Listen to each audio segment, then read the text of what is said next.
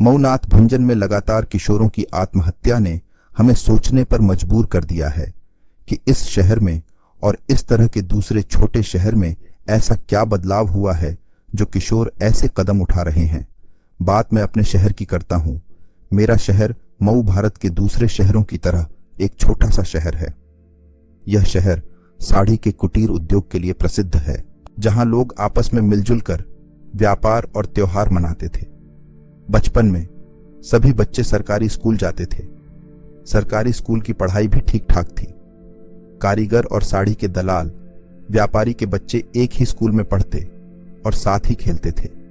इससे आपसी एकता बनी रहती थी और एक दूसरे के सुख दुख को समझने की भावना विकसित होती थी।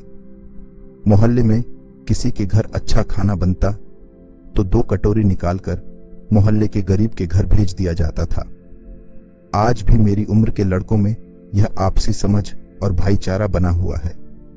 उनके अंदर पूरे समाज के बारे में सोचने की चिंता मौजूद है, परंतु नई पीढ़ी अपने समाज से दूर होती जा रही है। इसका मुख्य कारण 1990 के बाद वैश्वीकरण के कारण आई सामाजिक और आर्थिक बदलाव की लहर है। वैश्वीकरण ने छोटे शहरों की सामूहिकता और सामाजिकता को गहरे और सूक्ष्म तरीकों से प्रभावित किया है। सरकारी स्कूलों को धीरे धीरे तबाह कर दिया गया और अब वहां सिर्फ कामगारों के बच्चे पढ़ते हैं, जबकि साड़ी के दलाल व्यापारी के बच्चे प्राइवेट स्कूल में अंग्रेजी माध्यम से पढ़ाई करते हैं। इस शिक्षा के विभाजन ने वर्गों का भी विभाजन कर दिया। प्राइवेट स्कूलों में अमीरों के बच्चे एक दूसरे के दोस्त बन गए हैं और अब उन्हें मोहल्ले के जुम्मन के लड़के से कोई मतलब नहीं। पहले बच्चे खेल के मैदान में आपसी व्यवहार और प्यार सीखते थे, लेकिन अब सबके हाथ में मोबाइल और वीडियो गेम है। वैश्वीकरण के प्रभाव से आई उपभोक्तावादी संस्कृति ने बच्चों को स्क्रीन तक सीमित कर दिया है, जिससे उनकी सामाजिक और भावनात्मक विकास बाधित हो रही है। अब बच्चे अपने ही परिवार और समुदाय से दूर हो रहे हैं, जिससे सामूहिक पहचान और सहानुभूति की भावना कमजोर हो रही है। बच्चे लगातार वास्तविक दुनिया से कटे जा रहे हैं, अपनी एक आभासी छवि बनाने में लगे रहते हैं। खेल के मैदान से ज्यादा वह अपने कमरे में स्क्रीन से चिपके हुए हैं। इस प्रवृत्ति का बच्चों की मानसिक और शारीरिक स्वास्थ्य पर गंभीर प्रभाव पड़ रहा है, जो कई बार आत्महत्या जैसे घातक परिणामों का कारण बन सकता है। सोशल मीडिया प्लेटफॉर्म्स पर बच्चे अपनी एक आदर्श छवि प्रस्तुत करने का प्रयास करते हैं।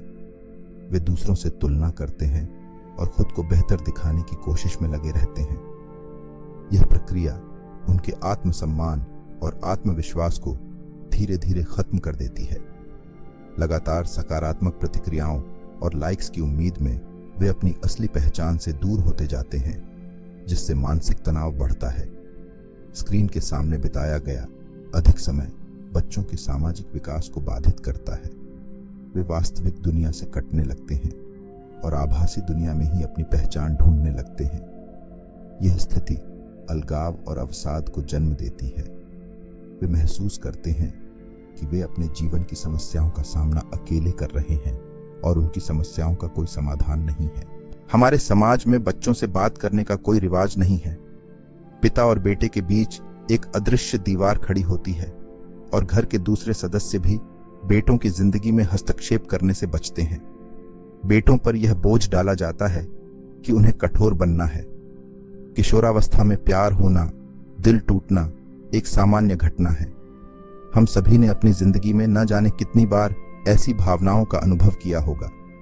आज जब पलट कर देखते हैं तो लगता है कि वह बस एक क्षणिक आवेग था, जिसमें ऐसा महसूस होता था कि अगर यह प्यार नहीं मिला तो मानो जिंदगी खत्म हो जाएगी। अनुभव हमें समझदार बनाते हैं, लेकिन हर किशोर की सहन शक्ति एक जैसी नहीं होती।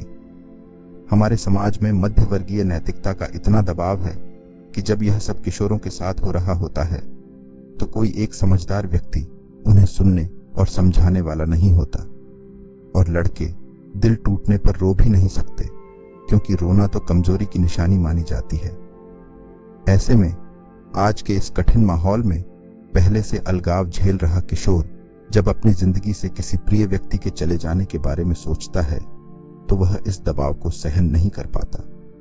हाल ही में हुई आत्महत्या का यही कारण है।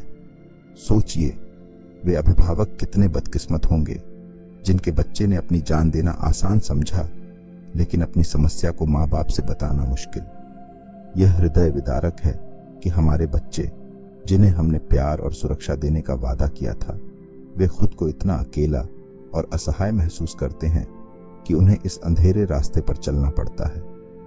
हमें अपने बच्चों की भावनाओं को समझना होगा, उनसे बात करनी होगी, ताकि वे कभी भी यह महसूस न करें कि वे अकेले हैं।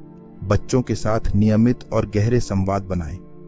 उनकी बातों को ध्यान से सुनें और समझने की कोशिश करें। उनके विचारों और भावनाओं का सम्मान करें। उनके प्रति समर्थन और समझ दिखाएं।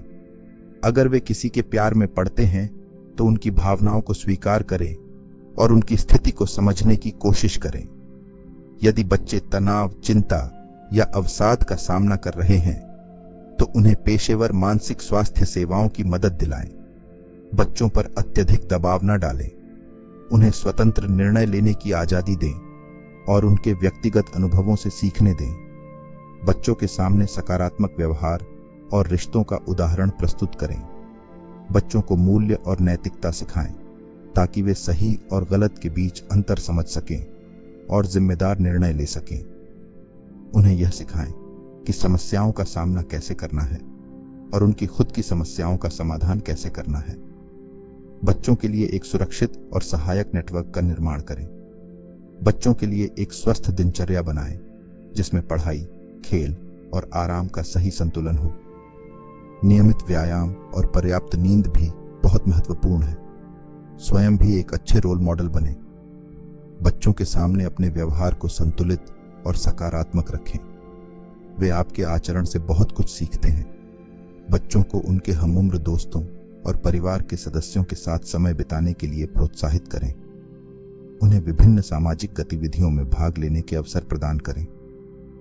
बच्चों को यह महसूस कराएं कि आप हमेशा उनके साथ हैं और किसी भी समस्या या चिंता में उनकी मदद करने के लिए तैयार हैं। उन्हें सही दिशा में मार्गदर्शन करें। बच्चों के लिए स्क्रीन टाइम की एक समय सीमा निर्धारित करें और उन्हें अन्य गतिविधियों के लिए प्रोत्साहित करें। बच्चों को खेलकूद, योगा और अन्य शारीरिक गतिविधियों में भाग लेने के लिए प्रेरित करें। अगर आप अब भी मानते हैं कि ये बातें आपके बच्चे के लिए नहीं हैं, कि वह ऐसी कोई गलती नहीं कर सकता या कि वह प्यार, डर, असुरक्षा आदि भावनाओं से दूर है, तो आप एक कल्पना लोक में जी रहे हैं। यह सच है कि जैसे जैसे बच्चे बड़े होते हैं, वे न सिर्फ नई चुनौतियों का सामना करते हैं, बल्कि कई बार उन्हें समझने और संभालने में चूक जाते हैं। अभिभावकों के रूप में हमें भी उनके साथ इस वास्तविक दुनिया में जीने की जरूरत है। आज का समय डीप फेक और सेक्सटॉर्शन का है। हमें पता नहीं चलता कि कब और कैसे हमारा बच्चा शातिर गुंडों के जाल में फंस सकता है। इस तकनीकी युग में जहां नकली और वास्तविकता का अंतर मिटता जा रहा है, हमें और भी सजग रहने की जरूरत है। यह समय है कि हम अपने बच्चों पर ध्यान दें, उनकी बातें सुनें और उन्हें यह एहसास दिलाएं कि चाहे कुछ भी हो जाए, हम हमेशा उनके साथ खड़े हैं।